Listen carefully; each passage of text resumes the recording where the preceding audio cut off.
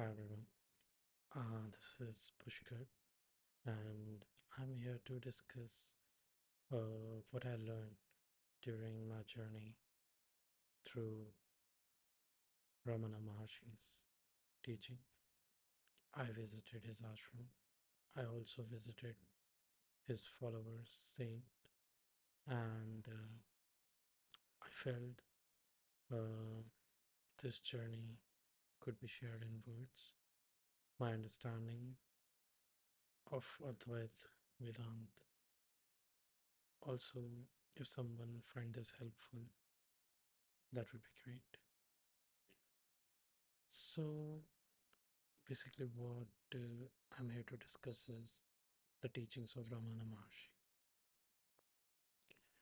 Ramanashi was a saint. Before that, he was any other school-going kid. Before the age of 16, he was an average student, and at the age of 16, his constant fear for death caused him realize that the true being is not what he is aware of, but he is always the true being and nothing else. Rest is not truth, ever changing. So, during this journey, he learned that this body, this money, and this materialistic world really doesn't mean much, but he is the complete self, which doesn't need any external additions or concatenations. After, at the age of 16, when he has near-death experience or a death-like experience, he visited Tiruvannamalai in Chennai, Tamil Nadu. Sorry for the background. So when he visited Tiruvannamalai, he sat in front of Patal Shivling, and he sat there for days. He was absorbed. That was the power. After that, the true realization, he never went back. He was living in the Tiruvannamalai hill, and later on, he moved. First, he was in Vipaksha cave, Virupaksha cave, and then he moved to Skandasram. And then later on, when people met him, understood him, uh, they created Raman ashram for him, where he stayed. In the journey, his mother also came to live with him in the Skandashram, and she got enlightened, as told by Raman Maharshi, by the touch, by erasing all the previous depths, karmas, and realizing the true self. I'm here to discuss that. So, once true, the true mirror, uh, the truth is basically the reflection of yourself, and it is itself in the form of God, created in the form of consciousness.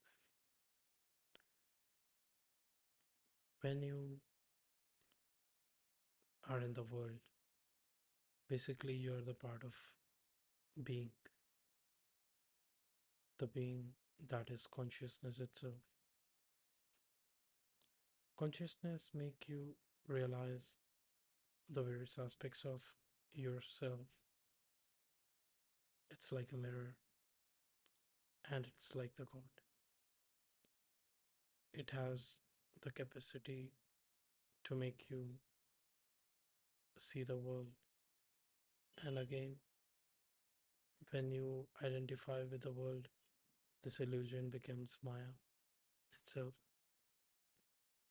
which cause people to bound their identity with that.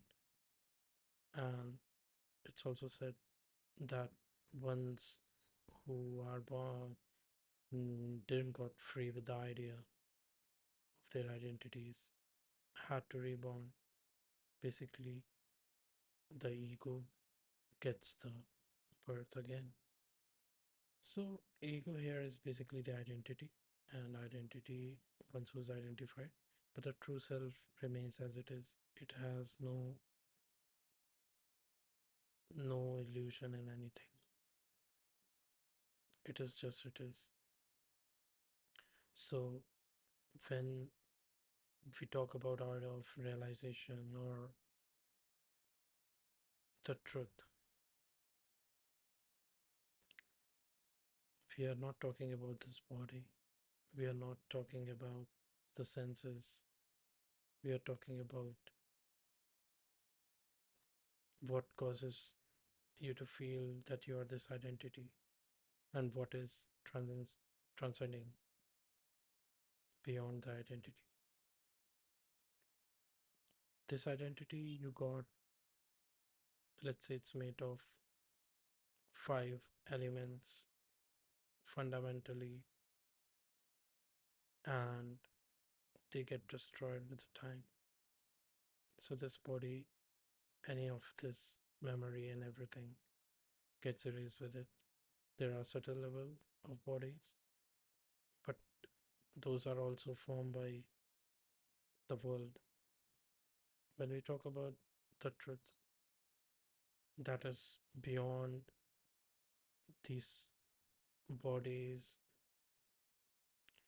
what I'm trying to say is there is this beingness that came when you realize the God, or when you realize the consciousness, you merge with it. And the idea of beingness is to be, and then you got born, and the world appeared.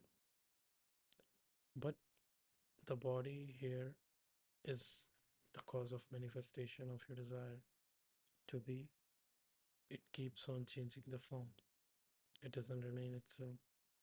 And in this journey, you are when you try to think about the form, it gets destroyed. When you try to preserve it, it causes a lot of violence, and you are afraid of both if you are trying to pursue the path.